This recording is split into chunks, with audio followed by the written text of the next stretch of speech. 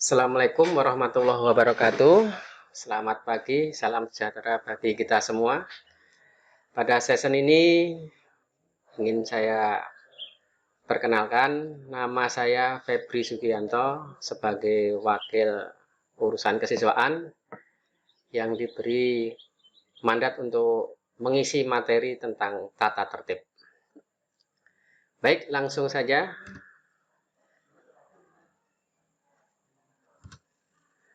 Tata tertib itu mempunyai tujuan supaya apa? Tata tertib disusun untuk menciptakan disiplin peserta didik sebagai syarat utama terlaksananya proses belajar mengajar yang efektif.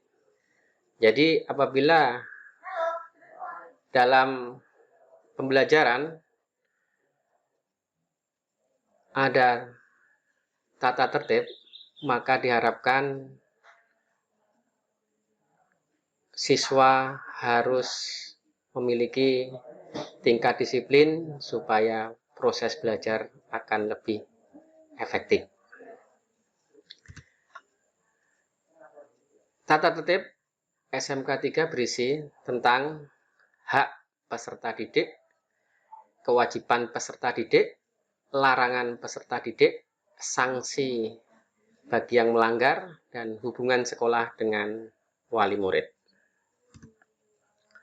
Hak peserta didik ada 4, yaitu setiap peserta didik berhak menerima pendidikan pengajaran sebagaimana mestinya, yang sesuai dengan kalender akademik yang telah ditetapkan oleh Dinas Pendidikan Provinsi Kalimantan Tengah. Setiap peserta didik dapat berkonsultasi kepada guru, wali, BK, kepala program keahlian maupun kepala sekolah. Peserta didik berhak mendapatkan pelayanan yang sama dalam proses pembelajaran maupun yang berada di luar saat praktek industri di dunia usaha. Peserta didik berhak mengajukan saran-saran demi kemajuan sekolah. Itu adalah hak peserta didik. Kemudian untuk kewajiban peserta didik, 1. Menjunjung tinggi nilai-nilai budaya berdasarkan Pancasila dan Undang-Undang Dasar 1945. Setiap peserta didik harus bertindak sopan, santun, serta menghargai guru dan sesama peserta didik. 2. Menjaga nama baik sekolah. 3. Setiap hari menjelang dimulainya pembelajaran 15 menit sebelum pukul 6.30, peserta didik melaksanakan protokol kesehatan, menjaga kebersihan, literasi sekolah, budaya sekolah, dan dengan dilanjutkan pelajaran jam pertama dan selanjutnya. Kewajiban seragam siswa. Peserta didik wajib memakai seragam dan atribut sekolah sesuai dengan peraturan yang berlaku. Pakaian seragam yang bersih, rapi, tidak bercoret-coret maupun spidol atau alat tulis lainnya.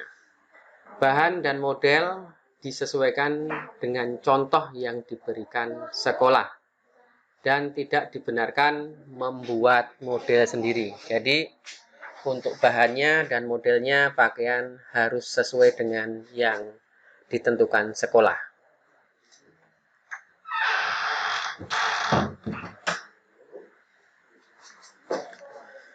Jadwal pemakaian seragam diatur untuk hari yang normal, ya, tidak pada waktu online ya. Semoga aja di tahun ini kita sudah bisa tatap muka seperti normalnya sedia kala, yaitu hari Senin, Selasa memakai pakaian putih abu-abu lengkap, bersepatu hitam bertali, sepatu hitam polos. Untuk putri berkerudung berwarna putih. Untuk hari Rabu memakai program keahlian masing-masing jurusan. Untuk Kamis seragam pramuka lengkap dengan atribut lengkap. Hari Jumat memakai seragam olahraga, sepatunya bebas dan bertali. Selanjutnya, kewajiban siswa setiap hari memakai sepatu hitam polos bertali, kaos kaki berwarna putih polos, standar 10 cm di atas mata kaki. Kemeja atau blus harus dimasukkan ke dalam celana atau rok. Pakaian seragam olahraga harus dipakai selama jam pelajaran PJOK berlangsung. Setelah selesai, bisa memakai seragam sekolah pada harinya itu. Peserta didik tidak dibolehkan memakai kemeja atau celana yang berukuran sempit dan ketat. Untuk celana laki-laki diameter kolong kaki minimal 40 cm. Peserta didik tidak dibenarkan memakai sweater atau jaket di dalam sekolah, kecuali cuaca dingin atau lagi kurang enak badan atau sakit. Peserta didik diwajibkan memakai badge sesuai dengan kelas, badge lokasi, anggota OSIS, dan tanda identitas. Rambut rapi dan tidak dibolehkan panjang melebihi kerah kemeja atau daun telinga, serta menutup alis mata dan tidak diperkenalkan dengan garis-garis. Panjang rambut maksimal 5 cm, khusus untuk laki-laki. Dilarang memakai rambut palsu atau wig atau mencat mewarnai rambut dengan alasan apapun. Waktu belajar, ini hari normal, Senin sampai Kamis, dimulai pukul 06.45, berakhir jam 15.45 untuk jadwal yang berlaku. Untuk Jumat, jam 6.45 sampai jam 10.30. Untuk keterlambatan 15 menit sebelum jam pelajaran dimulai, peserta didik sudah hadir di sekolah untuk melaksanakan literasi dan pendidikan karakter. Apabila keterlambatan telah melampaui batas 15 menit, siswa dianggap alpa tanpa keterangan dalam jam pelajaran pertama dan kedua. Guru piket bisa memberikan sanksi bentuk teguran atau tugas tambahan yang dicatat pada pelanggaran kebersihan lingkungan di jam pertama dan literasi di jam kedua. Apabila seorang peserta didik tidak hadir, maka pada hari pertama masuk sekolah harus memperlihatkan surat yang sah. Orang tua atau wali yang menerangkan alasan ketidakhadiran peserta didik yang bersangkutan dengan membawa surat dokter apabila lebih dari 3 hari.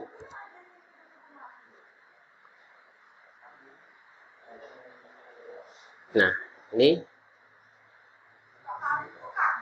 langsung saja di poin 15, harus melaksanakan protokol kesehatan. Jadi setiap siswa harus memakai masker dalam lingkungan sekolah, mencuci tangan, dan menjaga jarak. Apabila suhu badannya lebih dari 37,3, maka siswa tidak dibolehkan masuk ke lingkungan sekolah. Diharap untuk pulang.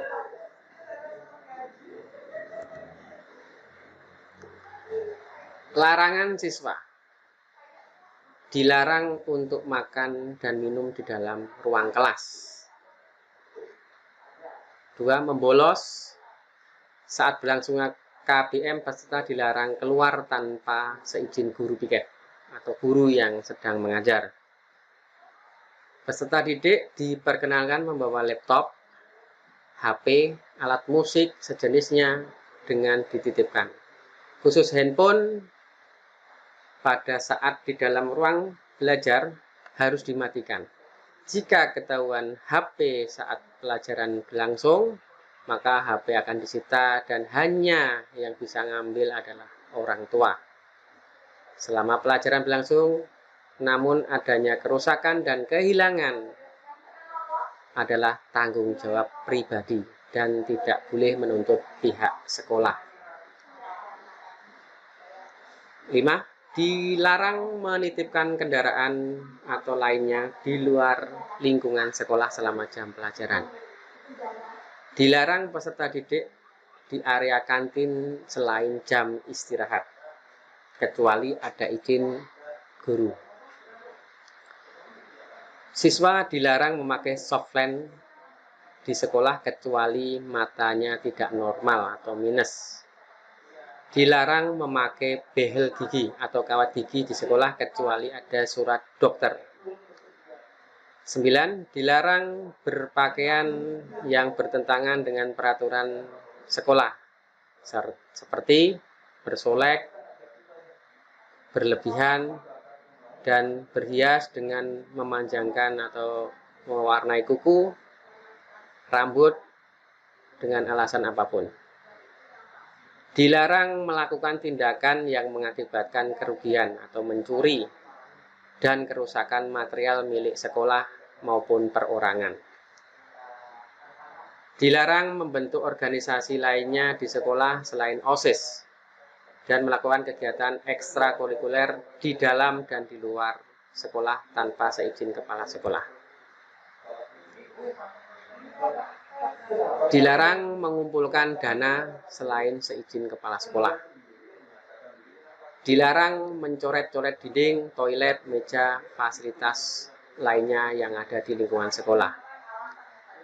Dilarang terlibat kriminal, penodaan agama, aksi terorisme, dan perbuatan melanggar hukum. 15. Dilarang membawa permainan game dalam bentuk apapun yang tidak ada hubungannya dengan pendidikan.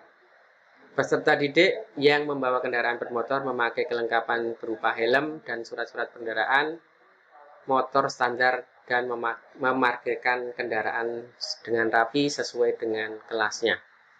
Dilarang menyimpan benda apapun milik sekolah, milik bersama kelas, di lingkungan atau kuasa SMK 3. Dilarang membawa, memakai, mengedarkan rokok, minuman beralkohol, obat-obat terlarang, dan di dalam lingkungan sekolah.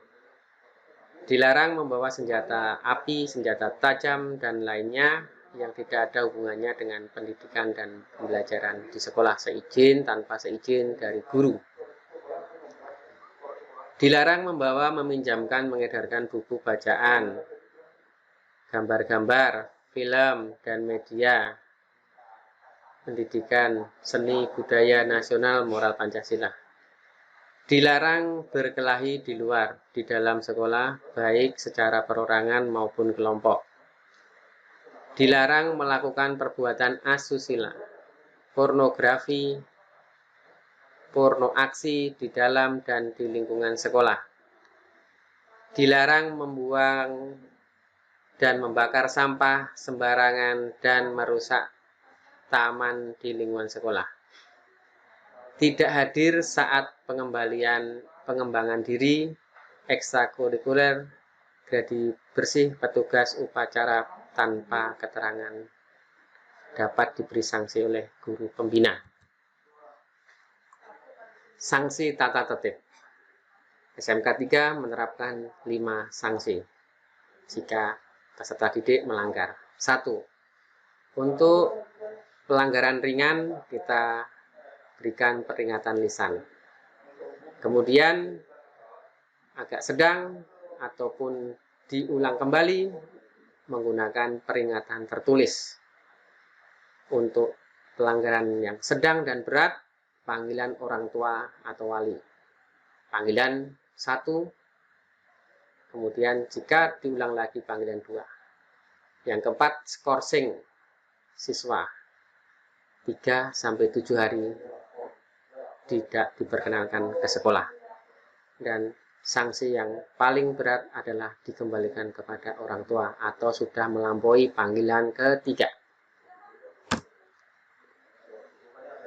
Wali murid dimohon untuk memperhatikan hal-hal sebagai berikut. Apabila ada panggilan orang tua, wali murid dimohon hadir di sekolah sesuai waktu yang ditentukan sekolah. Jika berhalangan, bisa mengkonfirmasi kembali melalui wali kelas. Pemanggilan orang tua ada 3 tahap. Panggilan yang pelaksanaan tidak terikat kepada tahapannya, akan tetapi tergantung berat ringannya pelanggaran tata tertib sekolah oleh peserta didik yang bersangkutan. Surat panggilan 3 merupakan SP3 atau surat peringatan ketiga atau terakhir yang diberikan kepada peserta didik dapat dikenakan tindakan pengembalian kepada orang tua. Panggilan setelah SP ketiga merupakan pengembalian siswa kepada orang tua. Penutup, hal-hal yang belum diatur dalam tata tertib ditentukan dalam musyawarah guru dengan berpegang pada prinsip pendidikan dan disosialisasi dalam pengumuman lisan atau tertulis. Yang boleh menafsirkan peraturan tata tertib sekolah adalah kepala sekolah melalui pertimbangan guru SMK 3 Sabit. Demikian sosialisasi tata tertib SMK 3. Dengan kita tertib dan disiplin, maka belajar kita akan terasa nyaman. Terima kasih. Assalamualaikum warahmatullahi wabarakatuh. SMK 3 bisa, SMK 3 mandiri, SMK 3 is the best.